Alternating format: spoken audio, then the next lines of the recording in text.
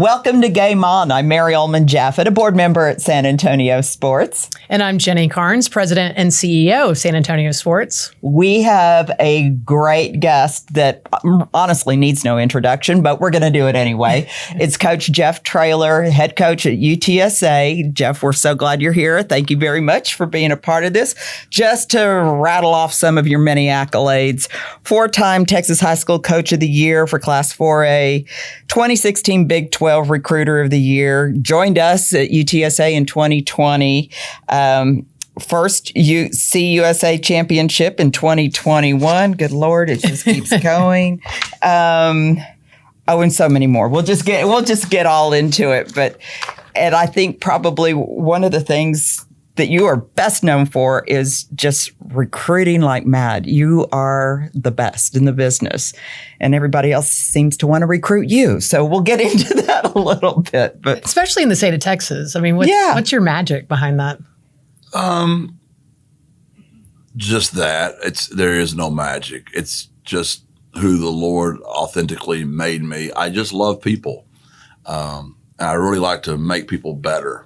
And, if you know somebody loves you and they can make you better, I tease this all the time. Like, you could treat me any way you wanted to, Jenny. And if I knew you were making me better, I'd put up with it, because I really want to excel. I'm extremely competitive. But if I knew you loved me and really cared for me and you could make me better, I'd go to the end of the earth for that person, right? And that's just it. When I got to Texas, I didn't know how to recruit. Charlie Strong was a very good recruiter. I worked with two men named Brian John Murray and Chris Vaughn, who were very good recruiters. They all three could recognize my love for people and taught me some things of, I would say, tricks of the trade. But at the end of the day, if you love people and you can make them better, they'll hook up with you. And some of my biggest recruits, like Devin Duvernay, who still plays in the league, and Brandon Jones, I still am in touch with those guys. I mean, my quarterback right now is Owen McCowan. Him and Eddie are the ones competing for our job right now. His father, Josh, played in the league 18 years. I coached Josh, in 1997 at Jacksonville High School. So I stayed in touch with Josh I didn't know I was going to get his son 25, 30 years later to come be one of our quarterbacks, right? Just relationships. Yeah. Well, you've had an amazing run since moving to San Antonio. And I was in the stands in the crowd the day that you were announced at the Alamo Dome. And right after that, we invited you to one of our SanAntonioSports board meetings to introduce you, and then the world shut down. I mean, what a way to start a football program. And we don't have to look backwards, but aren't you glad we're beyond that? But I will say it's given me confidence, though, because that's about as low as I've ever could have been. During that time, all my coaches had to take a 25% pay cut. Yeah. We weren't going to be able to send our kids to summer school.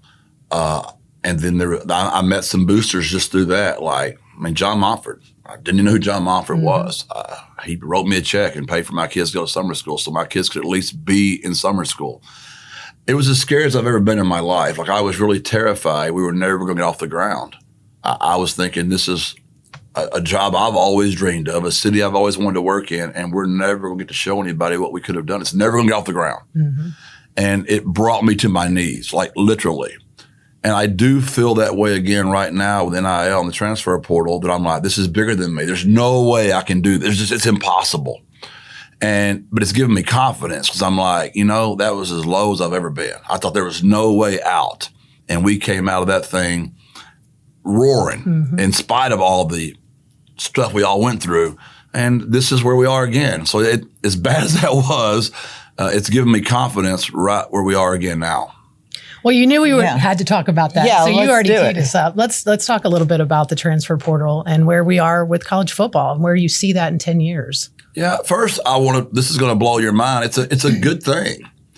And I'll give you a lot of examples why it's a good thing. None of us want to go somewhere and not be successful.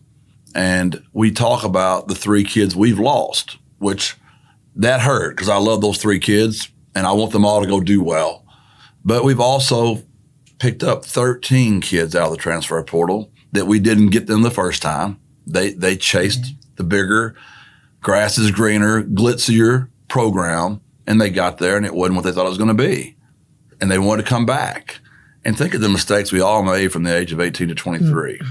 And I'd like to not think about some of those. and used to, you just were stuck in those decisions. And there are plenty of guys that go, because all of us are competitors. We all think we're better than what we are. When you say to a kid, I understand there's 4 other quarterbacks on that roster, do you think you can beat those 4 guys out? Like all 5 of them say, yes, I'm better than that guy. Well, they're only going to play one of them. So when those guys go off, they get up there and they're not ever going to get to play. Is there anything really wrong with making a phone call and going through that year and saying, I want to go play somewhere where I get to play? So there's the positive of it.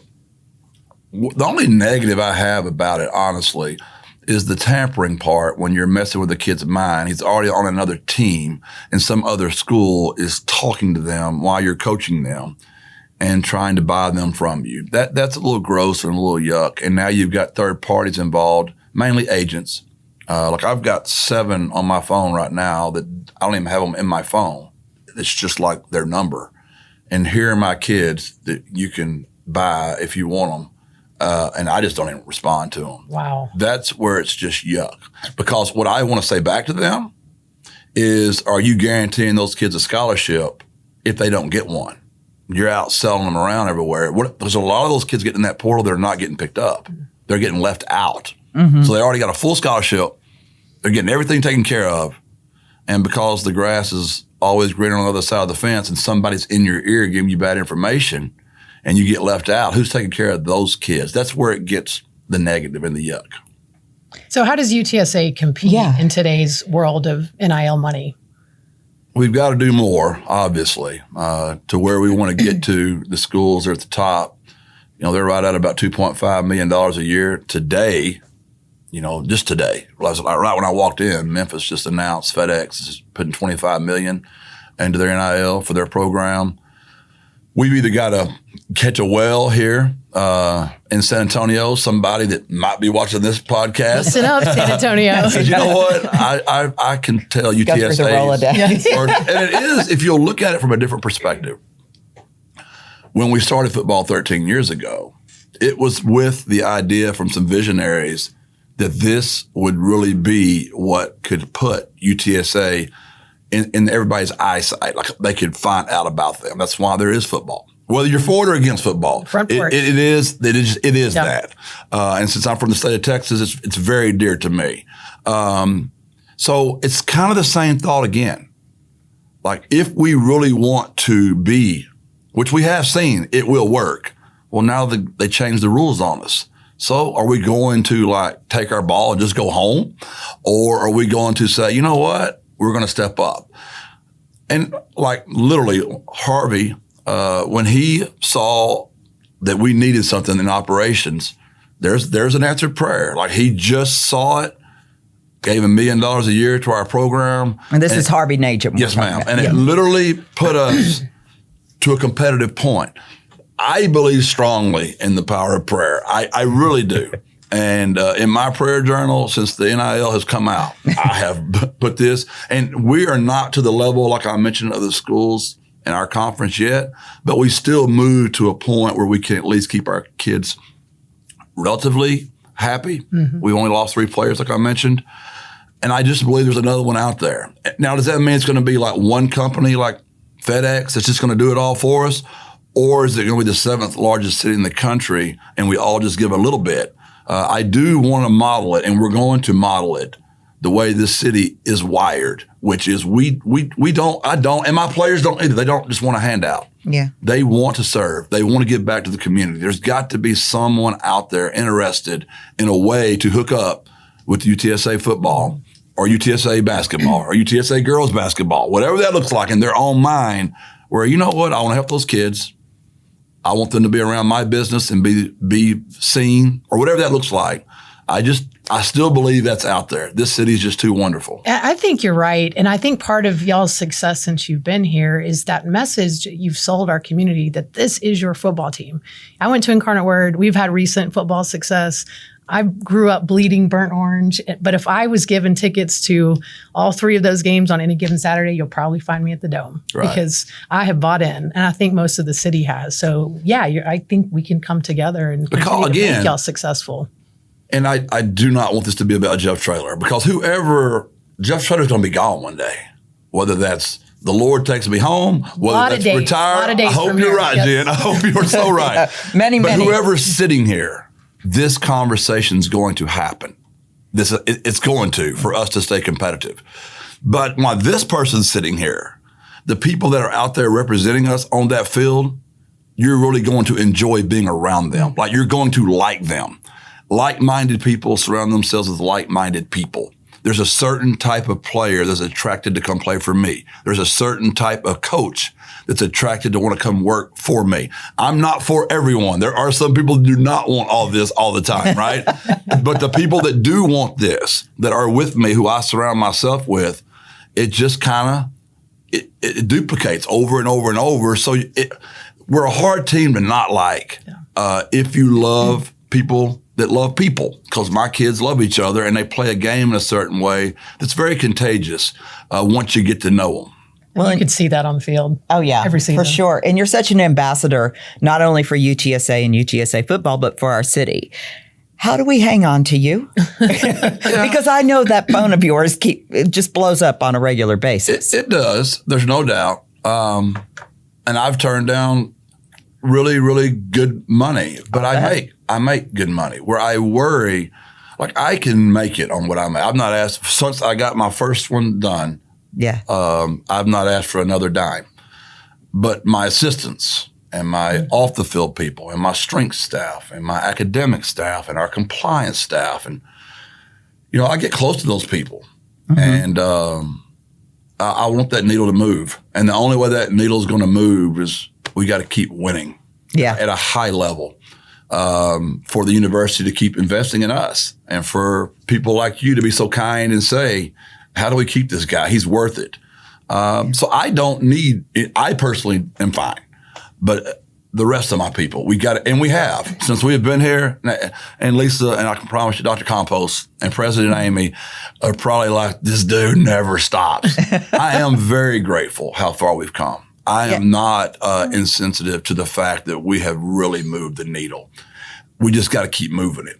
Because I don't want my staff in their private corners while they're drinking their Starbucks going, yeah, he wants to stay here the next 20 years of his life. Look at his salary. What about me? Yeah. I'm down here making $32,000 being an analyst, working the same hours he's working.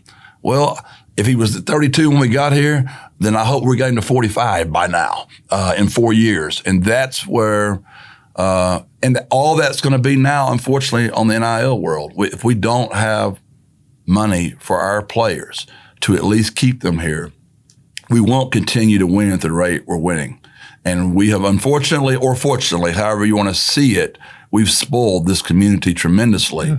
We've won the 7th most amount of games in all of college football in this decade. That's a tremendous stat. That's amazing. That's pretty. And the only thing I see is the 3 games we let get away. Those 3 I can't get over. But the 39, we'll talk about that Houston the 39 we won, right? The 39 we won, that's pretty remarkable. And I have a feeling people like Coach Traylor because I am good to people, but I think they like the winning more than they do. Oh, we all like to win.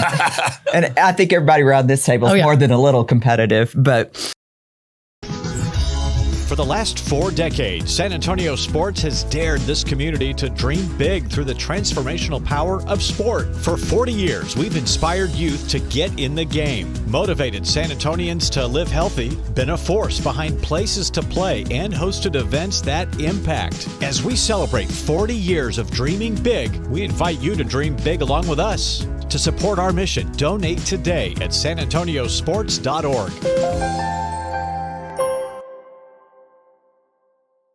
So what do you think about the Alamo Dome? Is there, as we look forward down the road, is there a need for an on-campus stadium? Or are you happy as can be at the Dome? I love the Dome. Yeah. It is a recruiting advantage for us. It really helps us with quarterbacks. They get to throw inside half their career. Moms, their makeup, their hair. It's a huge win, but it's not just the rain and the cold. Moms don't want to be around. They don't want to be out. It's 105 degrees. The humidity's through the roof. It's a miserable place to be in Texas. It's not a bad point. I've never looked at it. I go for the moms. The moms and the grandmoms and the aunts. I'm a winner. Quarterbacks, receivers, and moms. We crush it. Are there concerns? Sure there are. Like, what does that look like down the road? I mean, with all the talk of what's going to happen, is there going to be a time where, I don't know. I don't know what that looks like. At least when it's on your campus and it's yours, you know it's always available to you. Now, the mayor, everybody has been nothing but assured us that we are going to be taken care of and we're going to be fine. That's the only thing I would say. And for example, like we still have not, now it's coming because we just found out there's a $57 million commitment to facilities, which should get me somewhere included to get I call it the indoor. It's not technically an indoor. It's a covered facility. Right. Yeah. We don't have a place to practice when it's bad weather. We just go out there in it. Yeah. That's great unless there's lightning or the heat's just so much you can't do it. So on those days, we can go down to the Dome if we have a home game. But when you don't have a home game, you can't. Yeah. So that's great as well because it provides us somewhere to get inside. So there are a lot of advantages, and I love going down there. I mean, I just think it's really cool where the city's down there and the way our university's growing towards that direction. I'm all for the Dome. I'm a huge fan of it. I really am. You probably have dock parking, and I don't. And I've lived there for 20 plus years. Yeah. For those who don't know, the San Antonio Sports offices are in the Alamo Dome. And there's some advantages and some disadvantages. Let's talk about next season. Continue the winning ways. What are your expectations around next season? It's a great question. I mean, because I have to use some common sense. Frank Harris has started for 4 straight years.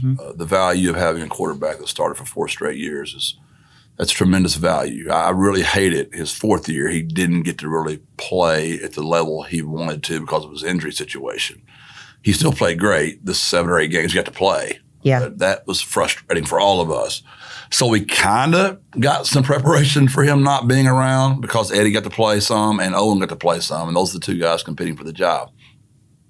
He's won that 0 for 4 straight years, which is the number that's most representative of representing what our culture is about. On the other side of the ball, we're losing Rashad Wisdom. That's 4 years. The kid's worn a 0. I mean, that's my entire time as a head coach. The 2 greatest leaders on my team are both gone. So that's exciting, but scary because we got a tremendous void to fill there. I do believe where we are in the program 5 years later, from where those 2 guys and I started together, the program's in a way better place. So can we replace them? Yes, we can. How we figure all that out, that's what y'all hired me to do, right? So we've got to get all that figured out, whichever quarterback it is, whether it's Owen, Eddie, or both. We all need to remember what Frank was like when he started, not what Frank was like when he finished. We need to cut that quarterback some tremendous slack because it's unfair expectations that everybody thinks he just rolls out there and he's going to be just like Frank. But you start off at home. We're really, really good at home. We've only lost 3 games in 4 years in the Alamo Dome, which is phenomenal. Amazing. Like 4th or 5th in the country. And then we go to Texas State, which GJ has done a fantastic job turning that place around. He was my high school quarterback at Gilmer, believe it or not. Oh, I don't think I ever made that connection. Isn't that cool? He played for me, and I coached with him at SMU. I coached with him at Arkansas. He's literally like my son. He was in my son's wedding. I love that kid. So that's a tough one for me, but I know the importance of that game. And then we go play the Horns the next week. And Sark has just done a phenomenal job there, and that's going to be that's such a tough place to play. Yeah. Come back home to play Houston Christian, and then we start conference on the road against East Carolina. So we've got 2, 3 really, really, really hard road games in our first 5, and 2 that we'll probably be even pick with, and the other one will probably be a pretty big dog to the Horns. But we need to come out of those first 5 at least breathing, because then the next 7 will be pretty veteran and chiseled from that tough first 5 games. But what do we look like come out of those first 5. So those first 5 are a huge first 5. That's really critical. San Antonio Sports hosts the high school all-star football game. We've got some good talent in this town. How do you keep them here? I haven't done so well, honestly. Since NIL has come aboard, I just can't buy the best ones. Yeah. We don't have that money that Georgia has, or Oregon, where some of our very best players, A&M, Texas, some of our very best ones here. And I know them all, and I was their first offer, and I love them, and we're all still very close. But I don't. You're talking about large amounts of money. Yeah, it's hard to compete with. And then everybody says, well, then take the next tier of guys in San Antonio. Well, they're good players, they are, but there's a reason those other guys are recruiting them, and you got to be careful, because I love the San Antonio kids, but I just can't take them just to take them, right? Because we still have something we got to get done here. Yeah. And there was a day where you could tug on the heartstring of the hometown. I can't name their names because they're being recruited like right now, but like literally they wanted to be Frank Harris and Rashad Wisdom. But the amount of money there is right now, they can't do it. Like they've just got to go. So that makes it hard. And I'm not trying to make a soft bed for me that I'm not getting it done. But if you were to put those kids in here and talk to them, they would probably tell you, my favorite school is UTSA. My favorite coaches are UTSA coaching staff. They don't have the NIL money like to buy me. To keep me. Yeah. Do you see a day when the NCAA and FBS football gets their arms around this and it's reeled in a little bit? I don't, just because of antitrust and lawsuits. They can't win a court case. So you literally are at the mercy of your boosters right now. The president, the AD, now they just made a rule, just came out, where the universities can now be involved. So that will be interesting to see what that looks like in the landscape of. I just don't see how the regulation. I don't ever see there being regulations. I mean, because everybody says, well, just do what the NFL does. Okay, let's talk about that, because that is the best model. They've got a very sustainable model that's worked for a long time. They've got 32 teams times approximately 60 players on their roster. So they have a players association. Like all those people have agreed they're going to work with the owners. So they have a mutual agreement. That would require, there's 130 of us in Division I football times 120 players to form a players association that would merge and cooperate with contracts. I just don't ever, because that's why there is a salary cap in the NFL. The players agreed this number is, whether they get 48%, I think the owners get 52%, however that number is broken down. That was a contractual agreement that the leaders that were chosen sat down like us right here, and we signed a contract. That's what it would take. Now, does that mean the top 40 are going to break away from us? And they're going to have their own ball, and there's going to be a middle 40, and then the other 40? I don't know. I really don't know, but I don't see the only way it's ever going to make sense. And that's where I am. I mean, like I am to the point now I'm like, look, if we want to be one of those 40, let's get in. If not, let's just tell them we're not that. And those 40 go play theirs, and let the middle 40 play theirs and the bottom 40 play theirs, and call it the NCAA Division I championship, the 1A championship, and the 1B championship. Similar to what Texas high school football is like, 6A, 5A, 4A. Yeah. Is that an answer that we all can agree on? But even then, I don't know how you're going to get it where it's okay to agree that the salary cap is this for this group, salary cap is this for this group, and salary cap is this for that group. That's the only way to me is some type of salary cap that we all agree on. So at least, because when a coach is talking about this, it comes across like the coach is like against this. We're just coaches. We want to know the rules. Like not one of y'all, if I were to have y'all over for a cold glass of tea and we were going to play cornhole, the first thing we talk about is like, how are we scoring it? Yeah. Are we going, I mean, how are we going to run this thing? Yeah. When we go play golf, all of us want to know, how are we playing out of bounds? How are we playing the ball in the water? How are we playing whatever? We want to know the rules. And that the rules are fair. And the coaches right now, we don't know what the rules are. That's what's so frustrating. And I am not against NIL. Those kids should have been getting paid for a long time. Agreed. I'm not even against the transfer portal. I don't like them being able to transfer 2 times in 1 year. We got guys transferring like that left, not on our team, but on other teams, left in January, went to that school, got paid till May, left again, going to another school to get paid, and they didn't even play for they didn't play for the second team. That's not good. Because I say all the time, this is a joke, but it's not a joke. What I am fearful of is just the commitment thing. I think how many times when you were an athlete, you wanted to quit and you stuck it out and you're so glad you did because there was some light on the other side of that tunnel. I am worried. I look at NBA basketball right now and the AAU scene and, where's America and all that right now? Like where are our players of the year? I'm all for foreigners being the player of the year, but I don't want a style of ball that we create where everybody just leads all the time and we're not teaching some kids some hard, old-fashioned work ethic. I'm not saying they're locked in forever at a place, but to leave twice in 1 year, unless there's some extenuating circumstance. If I were king for a day, we've already proven that playing 5 years is not hurting these kids. Because of COVID, my Mike linebacker, Jamal Liggins, is fixing to start for his 5th straight year. Frank played for 7 years. They're fine, right? There's nothing wrong with that. So why not give them all 5 years to play? And no more red shirt. You want to play, you play. If you want to leave and go somewhere, you got to sit out 1 year. You still get to play 4, but you got 5 to play it in. We're not taking anything away from them. Right. If your coach leaves, you can leave. If you graduate, you can leave. So it's not like it's a one-time transfer. The rules are you got 4, you got 5 years. Use them how you want to use them. We got to give some incentive for them to graduate. We're only 2 or 3% of them sometimes gets lost. are going to play professional football. And the ones that do play are only going to play 2 or 3 years. We're all going to be living way longer without football than with football. We better get a college degree. And that's getting lost in all this. And no one's talking about it because that's not exciting. Like the media doesn't want to say the graduation rates right now are fixing to be horrible because all these kids are leaving so much.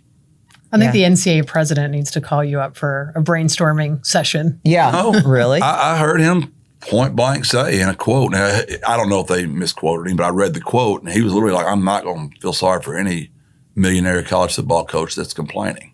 And that's where there's the pushback when somebody asks the coach their opinion. Well, of course he says that. Look what his salary is and look how many times he's moved in his career.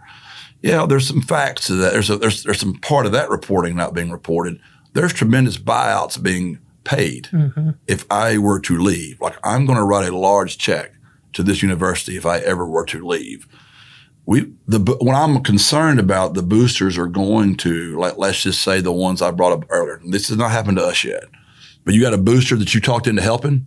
He helps. You get this top recruit. He comes to your campus in January. The next portal window comes open in April and May, and this kid decides to go somewhere else. Yeah. Well, what's your booster going to say to you when y'all are drinking that sweet tea? Like, hey, Jeff, I helped you. And we already lost that kid. We didn't even get to play a game with him, and I gave him this much of my money. Those guys didn't become wealthy by wasting their money. They became wealthy by probably knowing how to use their money. That, to me, is got to be something we can fix somehow. Just the layers that you have to deal with on top of just coaching football is amazing. So I'm going to pivot and throw you a softball. Okay. If you woke up tomorrow and decided to change careers, what would you do? It's funny. On the way over here, Mike, my general manager, said we were listening to Rick Neuheisel on ESPN, and he's hilarious.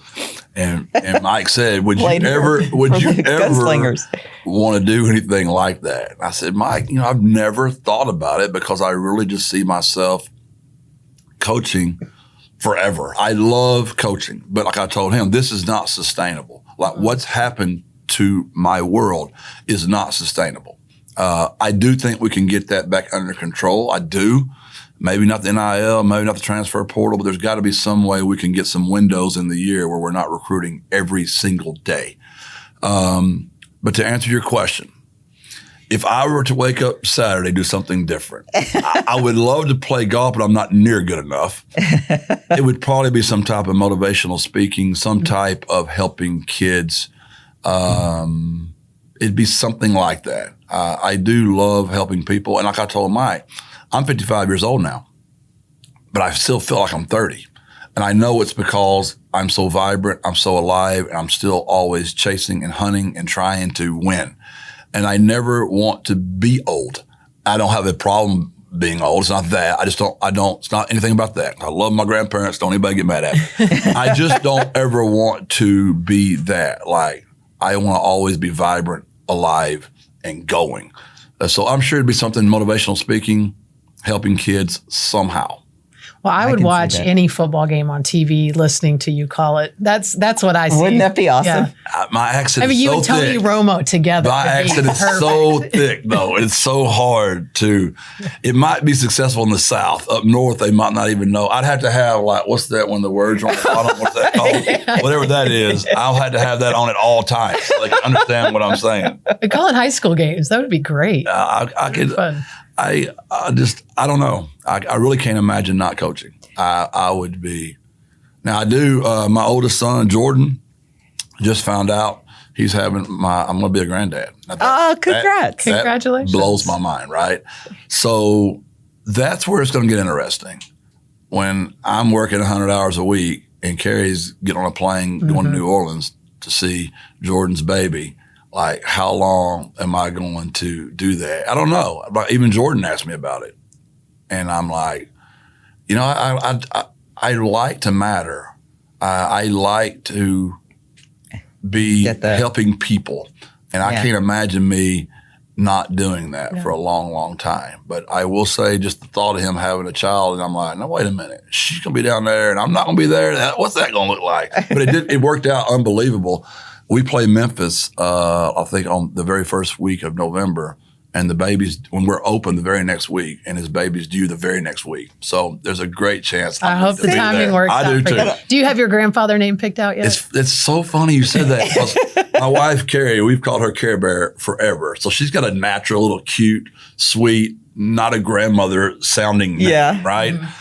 So now I don't know what it's going to be like. There's a tremendous debate on our family text chain of what my name's going to be, from Papa Bear to Pooh Bear to who the heck knows.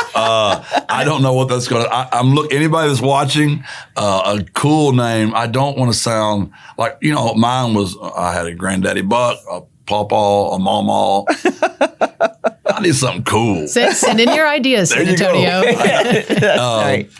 My staff says F.A. My wife's not going to go with F.A. I mean, my first name's Jeff. I know that's not what that means. I get it. But I can promise you my Care Bear is not going to allow F.A. To be my name.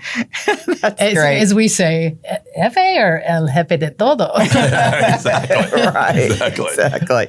Well, congratulations, yes. Whatever we call you. But I think right now we just want to call you Coach Traylor and keep you here as long as we possibly can. And great luck in the next season. It's going to be awesome. It's been a blast. It is everything I thought it would be. We had 3 children. We have Jordan, our middle child, Jake, and my daughter, JC. And we came down here all the time from little old Gilmer, Texas.